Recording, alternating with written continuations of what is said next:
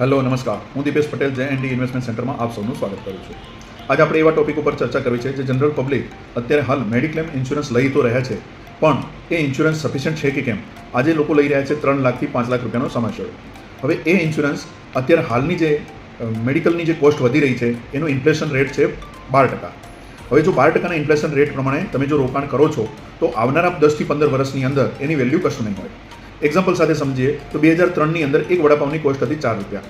આજે તમે કોઈ પણ ઠેલા ઉપર કે કોઈ દુકાન ઉપર તમે લેવા જશો અને વડાપાવનું કહેશો તો તમને ચોખ્ખું કહેશે કે ભાઈ આટલા રૂપિયામાં તો તમને ચટણી પણ નહીં મળે. સેમ વસ્તુ એવા લોકો ઉપર આ એપ્લાય થાય છે જે લોકો અત્યારે 3 લાખ કે 5 લાખનો સમસ્યોડ લઈને બેઠા છે અને એવું માને છે કે આપણી જોડે સફિશિયન્ટ મેડિક્લેમ છે. આવનારા સમયની અંદર ઇન્ફ્લેશન 12%થી વધે છે. એવા સમયની અંદર તમારી જોડે 3 લાખ કે 5 લાખનો સમસ્યોડ હશે તો એની વેલ્યુ કશું જ નહીં હોય. તો એવા સમયે તમારી ઉપર હોસ્પિટલનો કોઈ પણ સ્ટાફ તમારી ઉપર હશે કે ભાઈ તમે આટલાની અંદર તો અમે તમને જનરલ વોર્ડની અંદર પણ એડમિશન નહીં આપી શકીએ.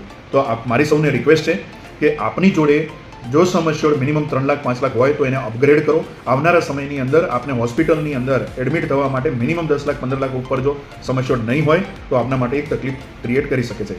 બીજી વસ્તુ કે કોઈ પણ બીમારી હોય, પહેલેથી કોઈ પણ ડિઝીઝ થયો હોય, કોઈ ઓપરેશન થયેલું હોય, કોઈ પણ પ્રોબ્લેમ થયેલો હોય તો એને છુપાવશો નહીં પ્લીઝ. કારણ કે આજ નહીં તો કાલ તમે જ્યારે છુપાવો છો તો તમારી પોલિસી એક કોન્ટ્રાક્ટ છે એ તમારા અને કંપની વચ્ચેનો. જે વસ્તુ તમે લઈ રહ્યા છો એ માત્ર ને માત્ર તમારા ગુડ ફેથ ઉપર લઈ રહ્યા છો કે તમે આપેલી જાણકારી સાચી છે. જ્યારે આવું વસ્તુ બને કે તમે આપેલી માહિતી ખોટી હોય એ વખતે તમને ક્લેમ મળતો નથી અને પછી આપણો કંપની માટેનો વિશ્વાસ કે આપણા એજન્ટ કે કોઈ એડવાઇઝર સાથેનો સંબંધ જે છે એ તૂટતો હોય છે.